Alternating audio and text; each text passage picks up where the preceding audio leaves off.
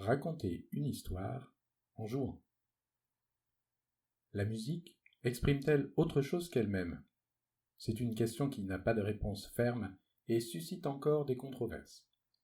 Dans cet article, il ne s'agira pas de rentrer dans ce conflit, mais de chercher un juste milieu et de comprendre chacune des parties. Le fait de raconter une histoire cohérente peut trouver un écho favorable chez certaines personnes qui ont besoin d'un soutien narratif, ou bien franchement gêné d'autres personnes qui ont besoin d'une approche plus instrumentale, émotionnelle et sonore. Tout ça sans prendre en compte le style de musique qui se prête ou non à la narration. S'il est envisageable, même si discutable, de privilégier le mécanisme en travail personnel, tous les artistes s'accordent sur le désir de susciter une émotion chez les spectateurs. Une interprétation sans émotion suscitée serait un comble pour une personne dont la vocation et même le métier est de sortir l'audience de son quotidien. Les notes comme les mots d'un livre. Certains termes utilisés pour décrire une partition sont assez parlants. La forme, les parties, les phrases, les questions-réponses, les conclusions et autres font un parallèle très flagrant avec la littérature. Si la phrase musicale est comme la phrase littéraire, alors les notes sont les mots ou les syllabes. En musique traditionnelle chinoise, que je connais un peu, les titres des morceaux sont en soi une indication de l'interprétation. Dans certains, il est demandé d'évoquer le galop d'un cheval ou bien les remous d'un torrent. C'est bien ce terme « évoquer » qui nous intéresse. Sans partir aussi loin, il suffit de penser au chant et à l'opéra, où le texte s'inscrit structurellement dans la musique. La question qui se pose est « la musique est-elle l'histoire ou accompagne-t-elle ce qu'elle raconte ?» Ma réponse est « les deux ». Une histoire gaie sur une musique triste aurait moins de sens. Un air simple lors d'une scène où un personnage rencontre les inévitables tiraillements des héros serait hors contexte. En cela, la musique accompagne l'histoire mais l'incarne également, dans une relation d'interdépendance. Cependant, où trouver la capacité cérébrale de visualiser une histoire se dérouler comme un film, tout en assurant la qualité instrumentale attendue?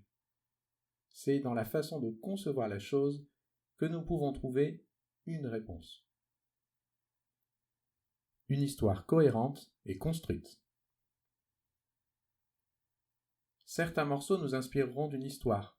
Nous pourrons alors imaginer de vastes étendues herbeuses traversées par un vent au parfum fleuri, l'horizon marqué par une chaîne de montagnes gris-bleu à laquelle nous sommes reliés par une rivière coulant à nos pieds.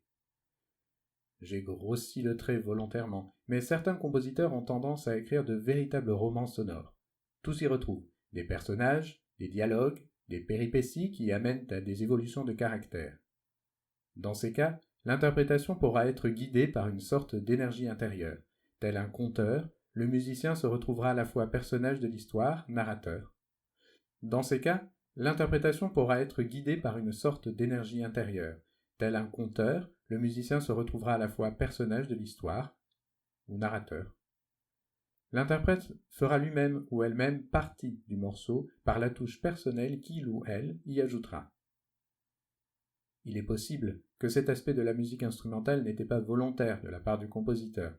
C'est alors un choix personnel de l'interprète de jouer l'œuvre telle qu'on suppose que le compositeur aurait voulu l'entendre, ou bien de l'inscrire dans le contexte contemporain de son interprétation. Des musiques plus abstraites. L'exemple descriptif excessif de la partie précédente ne se retrouve pas dans toutes les pièces.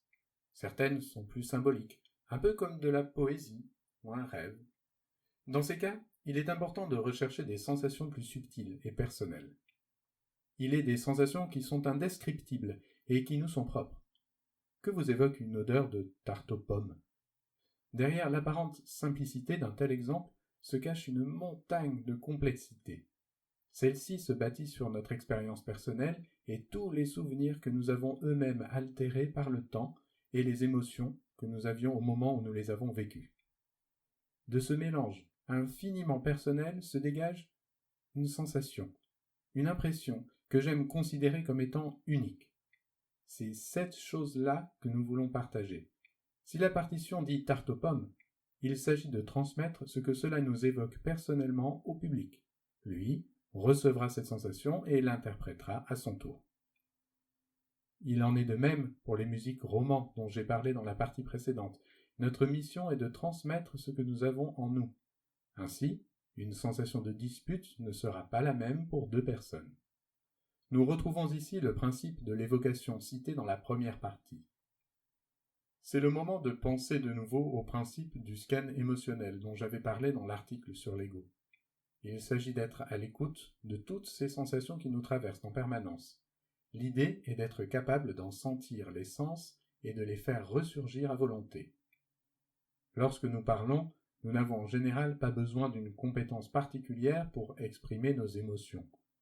Lorsque nous jouons, nous devons adapter nos émotions à la musique et à ce qu'elle nous inspire. Instinctivement, nous saurons transmettre ces sensations au public à travers de très subtiles variations. Il n'est pas évident de se laisser aller complètement. Nous gardons toujours une volonté de vouloir contrôler les notes et notre peur de nous tromper. Si raconter une histoire trop complexe peut comporter le risque de se perdre et de passer à côté, je perçois plutôt ce concept comme des rêves, des bribes d'expression libre de ce qui est au fond de nous. Encore faut-il être prêt ou prête à les évoquer au moins, voire à les partager. Bonne pratique et n'oubliez pas de vous amuser.